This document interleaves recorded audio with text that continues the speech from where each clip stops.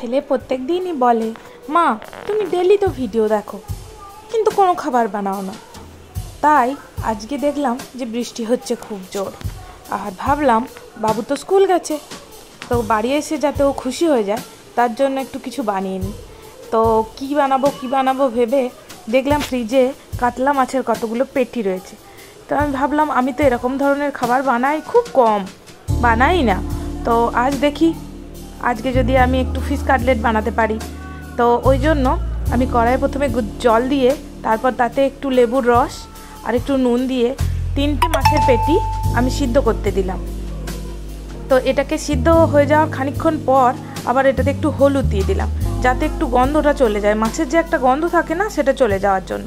তো তারপর মাছটা খুব অল্প একটু সেদ্ধ করে নিয়ে তারপর এগুলোকে তুলে ফেলে কাঁটাগুলোকে বেছে মাছটাকে পরিষ্কার করে নিতে হবে। যদিও আমি ফিশ কাটলেট কখনো বানাইনি, সবসময় ভিডিওতে দেখেছি, সত্যি করে বলবো না যে এটা আমার রেসিপি, কিছু রেসিপি আমি ভিডিও দেখি এটা শিখেছি। তো আমি এটা কীভাবে খুব সহজে করা যায় আমি সেটা চেষ্টা করেছি। তো একটু কাঁচা লঙ্কা কুচি, একটু পেঁয়াজ কুচি, এগুলো আমি কুচিয়ে নিচ্ছি এগুলো দেওয়ার জন্য, আর একটু ধনেপাতা কুচিও দেবো, খুব অল্পই, বেশি না। তো এগুলো আমি কেটে নিচ্ছি, আর ততক্ষণে মাছগুলো কাঁটা বেছে আমি সাইডে রেখে দিয়েছি। আর এতে না একটু সেদ্ধ মতো আলুও দিতে হবে, তো সেই জন্য আলুটা সেদ্ধ করার জন্য আমি সাইডে দিয়েছি। তো এই দেখুন মাছগুলো হয়ে গেছে আমার বাছা, আর এর উপরে আমি একটু একটু করে নুন, হলুদ, আদা রসুন বাটা, পেঁয়াজ কুচি, ধনেপাতা কুচি, কাঁচা লঙ্কা কুচি আর সেদ্ধ 3টে ছোট ছোট আলু, এটা দিয়ে আমি মাছটাকে ভালোভাবে মেখে নেব। মেখে নেওয়ার পর মাছটা যেহেতু একটু লুজ, মানে যেটা এটাকে টাইট করার জন্যে যাতে ভালোভাবে এটাকে বাঁধা যায়, তো আমি অল্প একটু এটাকে বেসন দেব।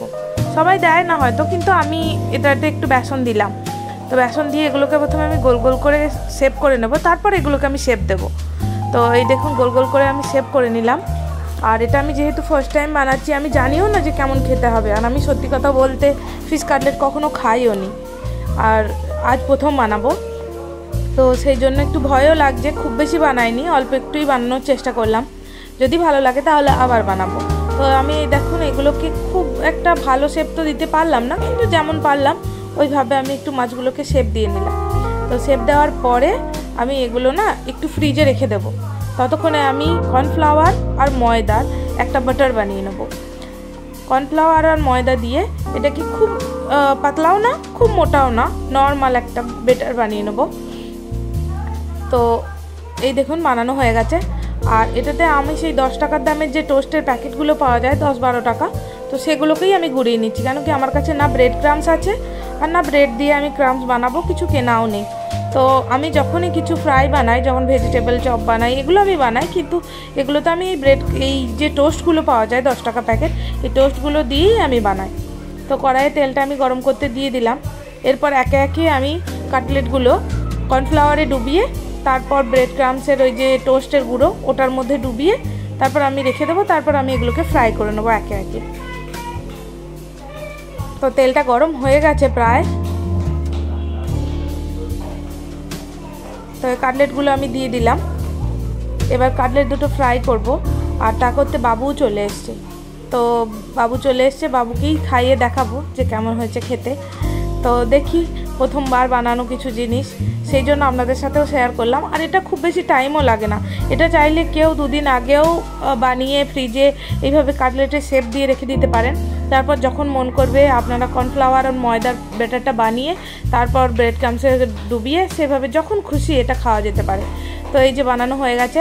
তো এবার বাবুকে গিয়ে জিজ্ঞেস করি, বাবুকে দিই কেমন হয়েছে খেতে, কেন কি যা কিছু বাবু এমনিই খাবার খেতে ভালোবাসে খুব। তো ওকে বসে আছে বাইরে, তো ওকে দিই, চলুন কেমন লাগছে ওই বলবে। বৃষ্টি হচ্ছে বাইরে, আর তোর জন্য আমি এনেছি ফিশ কাটলেট। দেখ খেয়ে কেমন হয়েছে, খেয়ে দেখ।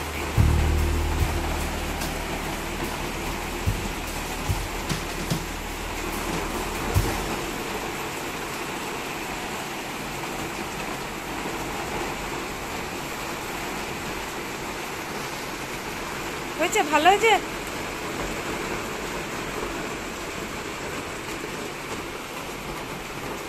বাইরে হচ্ছে প্রচন্ড বৃষ্টি। দেখুন বাবুর তো খুব পছন্দ হয়েছে, তো আপনারাও ঝটপট বানিয়ে ফেলুন এই বৃষ্টিতে কাটলেট। বাই বাই সবাইকে, থ্যাংক ইউ।